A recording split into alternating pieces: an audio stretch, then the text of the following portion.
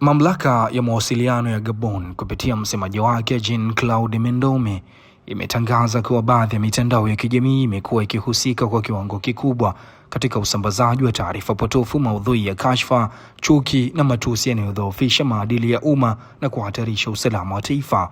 Kauli hiyo inakuja chini ya uongozi wa Rais Brice Oligui Nguema ambaye yuko chini ya mwaka mmoja madarakani na tayari anakabiliwa na shinikizo la kijamii likiwemo tishio la mgomo kutoka kwa walimu na watumishi wa umma. Katika mazingira hayo, mitandao ya kijamii imekuwa jukwaa muhimu la mjadala wa kisiasa na madai ya kijamii, hali inayoongeza mvutano kati ya mamlaka na watumiaji wa majukwaa ya kidijitali. La Haute Autorité de la Communication mamlaka ya juu ya mawasiliano kama mdhibiti wa mawasiliano ya redio na television, vyombo vya habari vya maandishi, filamu na majukwaa ya kidijitali imelaani vikali mwenendo huo unaodhuru na inakemea matumizi mabaya ya mitandao ya kijamii. Matumizi hayo yanajitokeza hasa kupitia kusambaza maudhui kupitia mitandao ya kidijitali yenye kuathiri kwa kiasi kikubwa heshima, taswira na sifa ya taasisi za jamhuri, viongozi wa umma na wa kisiasa, pamoja na kuvamia faragha za raia, personnalités publiques et politiques ainsi qu'à la vie privée des citoyens. Gabon inaungana na orodha ya mataifa kadhaa barani Afrika yaliyowahi kuchukua hatua za kudhibiti na kuzima mtandao kwa madai ya kulinda usalama wa taifa. Nchi kama Uganda, Ethiopia, Tanzania na Nigeria zimewahi kuchukua hatua kama hizo, hasa wakati wa uchaguzi au machafuko ya kisiasa, hatua ambazo zimeibua mjadala mpana kuhusu uwiano kati ya usalama na uhuru wa kiraia. Katika mazingira haya, mitandao ya kijamii mara nyingi huwa jukwaa kuu la kuandaa maandamano, kusambaza taarifa za haraka, kuibua hoja za kisera na kuikosoa serikali. Hivyo hoja ya serikali ya kudhibiti mitandao inatazamwa na baadhi ya wachambuzi kama jitihada ya kulinda usalama wa taifa, huku wengine wakiiona kama ishara ya kupunguza nafasi ya uhuru wa kiraia.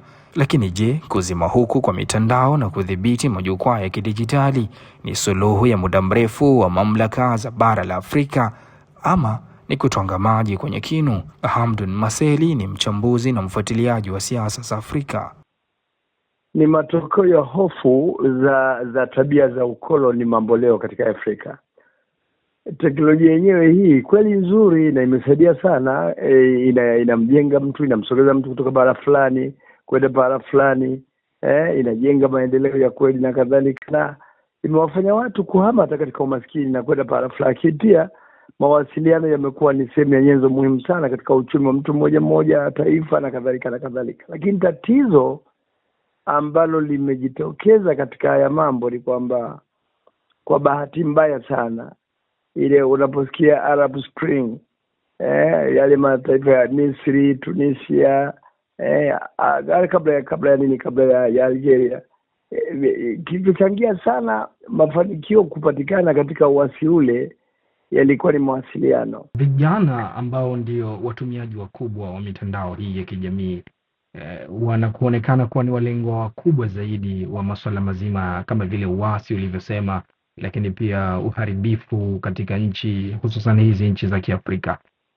Hii inaweza ikawa ni hatua muhimu zaidi ya kuleta utulivu wa muda mrefu, au kuna njia nyingine ya kuweza kudhibiti uasi na maudhui mabaya mtandaoni bila kuzima mitandao? Swali mujarabu.